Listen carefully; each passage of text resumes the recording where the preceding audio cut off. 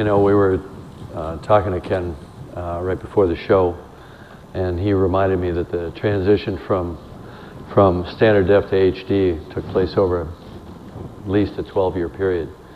And you know, we're going through a different but very similar transition right now, in the transition from 2D to 3D. We're, you know, we're ahead of the curve in movies relative to broadcast, but we're dealing with the same transition now.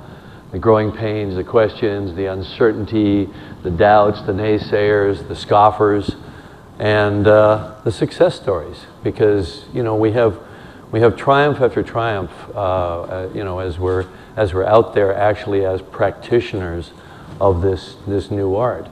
And the last year has been incredible for Vince and I, and for the whole team at CPG, which has grown rapidly in size as a team. It's grown rapidly in terms of technological capability. And we were here, and then with Hugo winning the Academy Award for cinematography, only the second film that was an all-digital film using digital cameras, and it was 3D. Avatar was the first one, also in 3D, and Hugo the second one. And we'll talk more about Hugo, but we're very, very proud of that project because it's also the first CPG certified movie, 3D film. Avatar was the de facto first one, but we didn't use that term then. And so, you know, we're gonna talk a lot about the value of kind of quality and generating a kind of brand awareness around the idea of end-to-end quality in 3D, which is you know, so absolutely important because, you know, this is a nascent market, and it's going to succeed or fail, and the rate of growth of the market is going to be determined by how well we step up as an industry and provide people with a quality experience. And that starts where Vince and I are, where the rubber meets the road at how the content is created. We're going to talk about our vision for content creation, how to make it profitable, especially in broadcast, which we see as the future. I mean, I think it's safe to say we see 3D as the future. You know, we've been here, you know, year after year. We've been doing 3D for 12 years now, and we are in it to win it. But the future of 3D is broadcast, and that's where we're going to see explosive growth over the next few years. And so, you know, I just want to close my opening statement by saying how absolutely proud I am of our engineering team, of Patrick Campbell and our CTO and his guys, who have created so many new and sophisticated products this last year. The amazing thing, I think, about 3D is that it's really unified two different worlds. You had the world of movies, you know, which was based on film. We had our own lenses, we had our own cameras, we were cranking, you know, photochemistry through mechanical movements. And then over here you had video. And all of a sudden it's just all flowed together into one system. We're using the same lenses in both places. We're using the same sensors. And so we're able to develop code, develop FPGAs, develop things right from the board level up, knowing that it's going to be amortized across the entire spectrum of cameras, tools, and workflow tools that we're creating, because we can use it on the movie side, we can use it in episodic, we can use it in sports, we can use it in any kind of live entertainment and broadcast applications. And there's never been a moment like this in history before. It's a great place to be standing right now in our industry, right at the, you know, kind of the crosshairs of these, you know, two completely previously divergent fields of technical development, now all working for, at least from our perspective, essentially on a common platform. And that allows us to, we may develop something over here to answer a need on the cinema side that all of a sudden is rippling through and showing up on the sports side, on the broadcast side, or vice versa.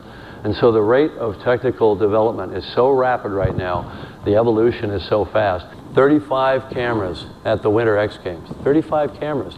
You know, last year we stood up here and we essentially said to this audience, you know, if you're going to shoot a football game, how many cameras are you supposed to have there? 12, 14? Why are you trying to do it with 3 in 3D? You know, you're giving with one hand, saying, hey, it's a better experience, and taking away with the other. Yeah, but you don't have the good camera positions because it's a kind of production that's like a bag on the side of the mainstream traditional 2D production. So we said, you know where it's all going to go? It's all going to go to a merged and integrated production. There's not going to be a separate 3D production and 2D production. Well, guess where we are? Somebody coined the name 5D. We didn't do it, but we'd already been doing 5D. We'd already been philosophically moving toward 5D. And so now the industry has gravitated toward the concept of 5D, of integrated 2D, 3D production.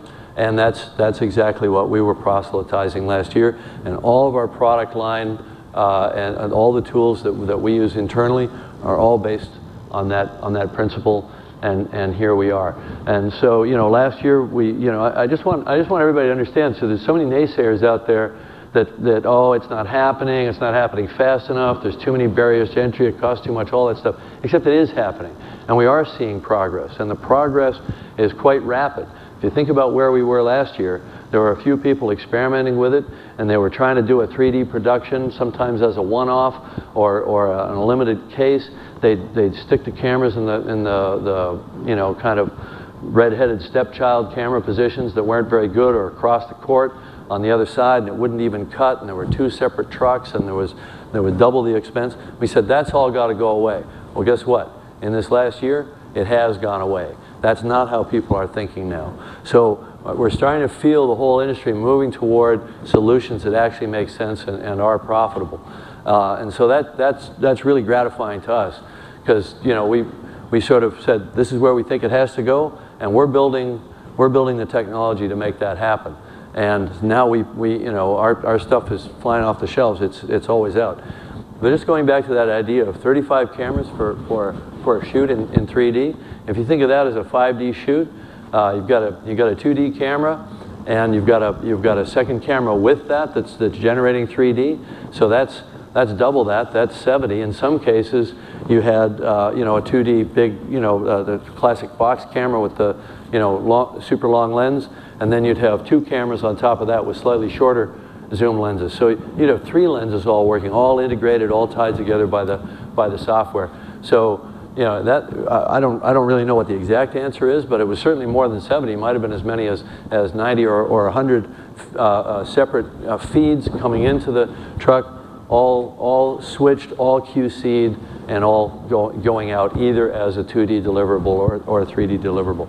That's pretty damn amazing. And it's because I think, in a sense, we challenged broadcasters to say, tell us what you really want. And, you know, it falls into that category of be careful what you ask for, because you might get it. And ESPN said, well, how about 40 cameras for the Winter X Games? And I think, Vince, you were the one that took that call. I think you said, how about 30? Well, it wound up being 35. And I think that's astonishing. I think even a year ago, we would not have thought that was possible. I don't think the industry thought it was possible. I think internally, we even thought that was going to be quite daunting. But now we see what the limits of the possible really are, that we're really just shooting 3D as if it's not special. That's the important thing. The more we try to make 3D special and different and mysterious and difficult, the more we collectively do ourselves a disservice by making it not special, by integrating it in to the traditional approach, using the same operators, using the same methods, the same general production strategies. The better it's going to work. We walked into last year, it was really a conversation about what are we going to do about this? What is CPG going to do about the industry and the needs and requirements for the broadcast industry to be successful? And we set our own set of challenges. We knew that integration had to occur on a higher degree. We knew that the product choices needed to increase.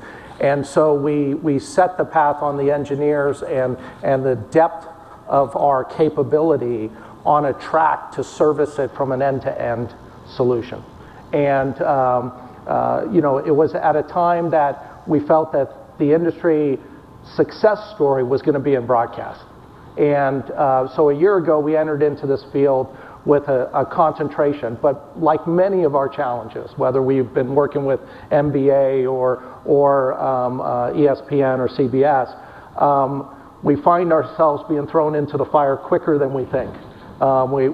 We end up being challenged to the statements sooner on the path. And ESPN approached us to do the Winter X Games exactly as we had described, which was a single production extracting a 2D and 3D deliverable.